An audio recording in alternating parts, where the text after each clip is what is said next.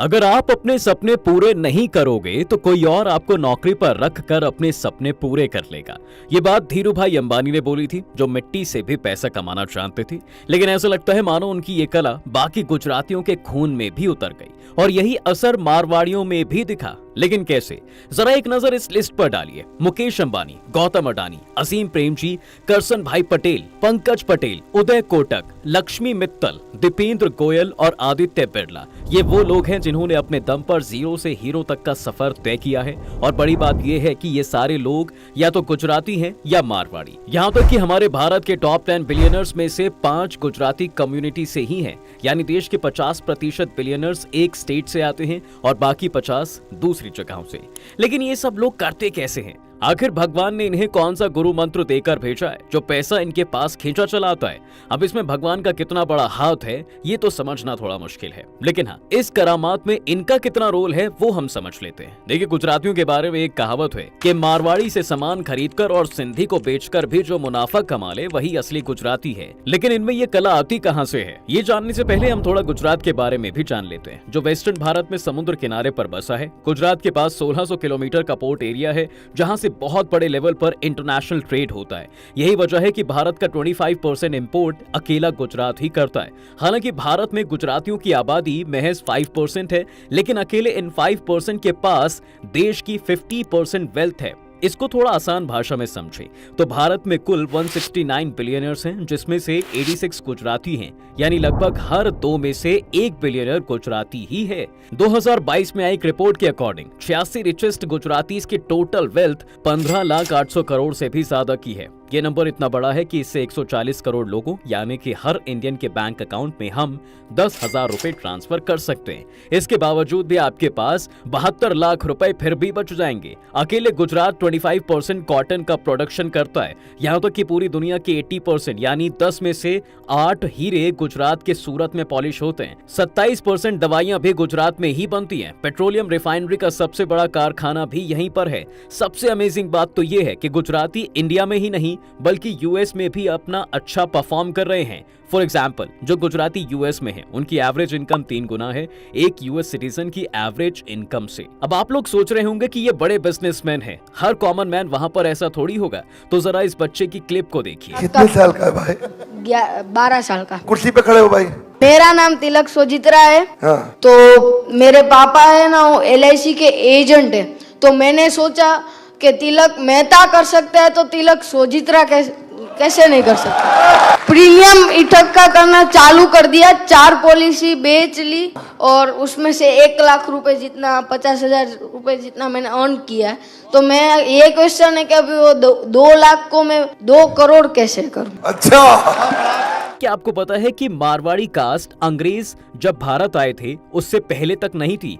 यानी 6 अगस्त 1608 तक मारवाड़ियों का नामो निशान तक नहीं था, या यूं कहें कि उस वक्त उन्हें कोई नहीं जानता था। मारवाड़ी उन व्यापारियों को बोला जाता था जो लोकल कम्युनिटीज को ठगते थे, और जो पुराने वर्ण सिस्टम यानी कास्ट सिस्टम था उसके अकॉर्डिंग व्यापारी वैश्य वर्णा में आते थे, क्योंकि तब जात उनके नाम से नहीं बल्कि काम से जानी जाती थी।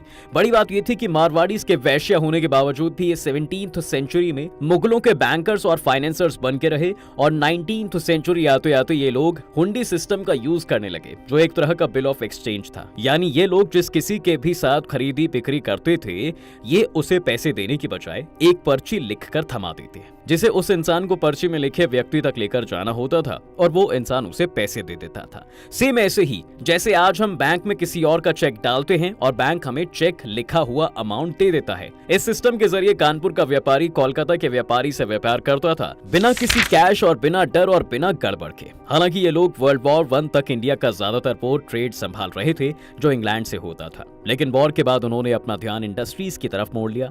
वहीं 1970 तक इंडिया के ज्यादातर प्राइवेट इंडस्ट्रियल एसेट्स को कंट्रोल करने लगे और साल 2011 में इंडियन फॉर्ब्स लिस्ट के बिलियनर्स में से 1/4 मारवाड़ीज ही थे। लेकिन इनके असली हुनर की पहचान तो आपको ये जानकर होगी कि गुजराती और मारवाड़ीज आज से नहीं बल्कि एंशिएंट टाइम से ही धंधे के मामले में सबसे आगे हैं।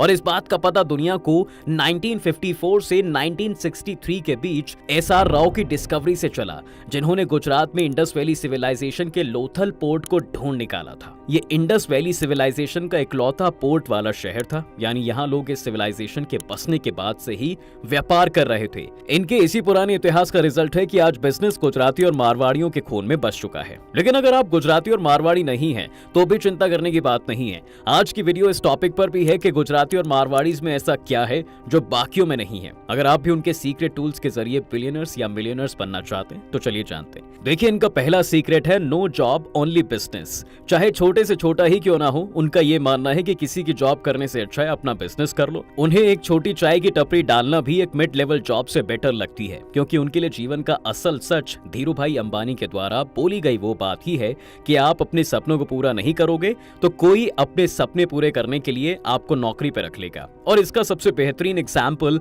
हमारे देश के प्रधानमंत्री ही हैं, जिन्होंने शुरुआत चाय की टपरी से ही की थी, लेकिन आज पूरे इंडिया की बागडोर उनके हाथ में है। धीरू भाई अंबानी खुद भी अपनी बात को फॉलो करते थे, तभी तो महज 500 रुपए के जरिए करोड़पति बन गए। लेकिन ये यूं ही बिजनेस के पीछे नहीं भागते थे।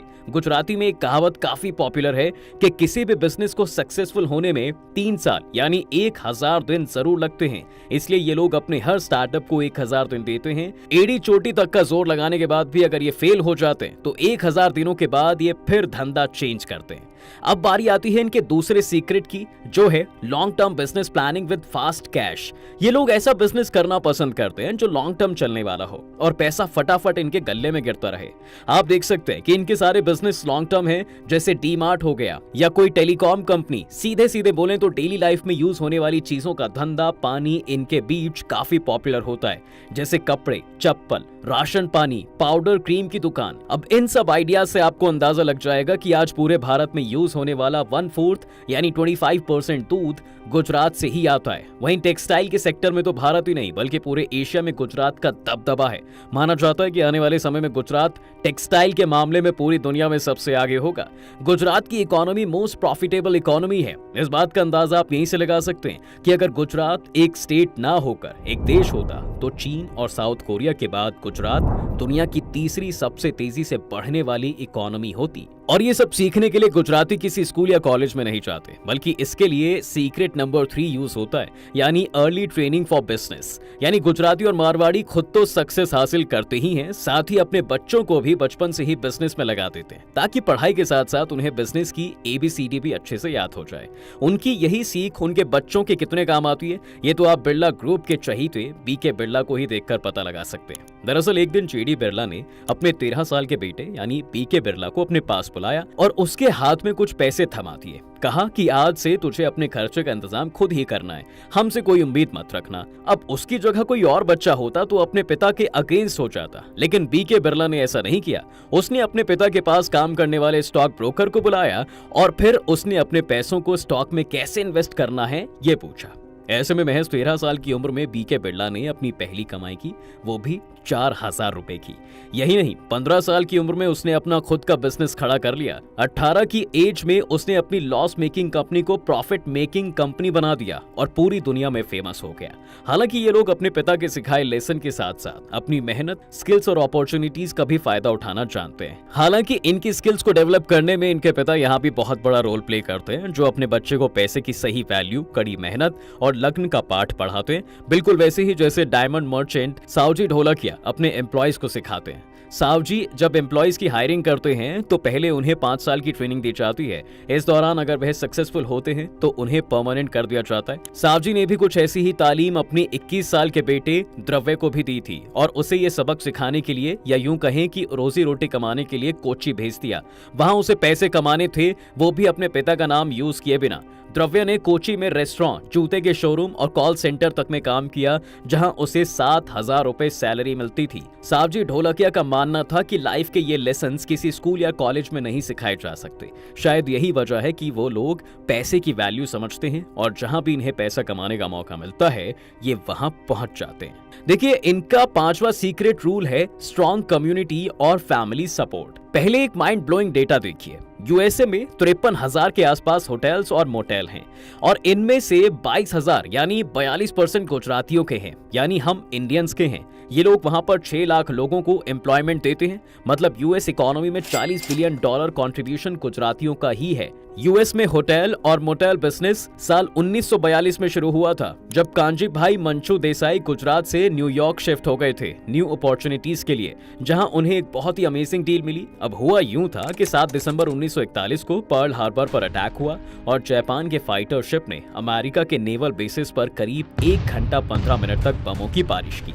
ऐसे में दोनों देश दुश्मन बनते चले गए, जिसके बाद अमेरिका में रह रहे जापानीज को नजरबंद कर दिया गया। इस दौरान कांची भाई ने एक डील की जिसमें उन्हें 32 रूम्स का होटल 90% डिस्काउंट पर मिल रहा था और उन्होंने ये इन्वेस्टमेंट कर दी एक लोन लेकर। कांची भाई को लगा कि इतने सस्ते में मोटेल मिल रहा है तो क्या बुराई है, अगर लोग वहां पर नहीं भी आए तो कम से कम मेरी फैमिली वहां पर रुक सकती है। उसने सारे स्टाफ को निकाल दिया, जिनकी जगह सारे घर के लोग काम करने लगे और वर्ल्ड वॉर 2 खत्म होने के बाद जब टूरिज्म बढ़ा तो काफी लोग उनके होटल में रहने लगे।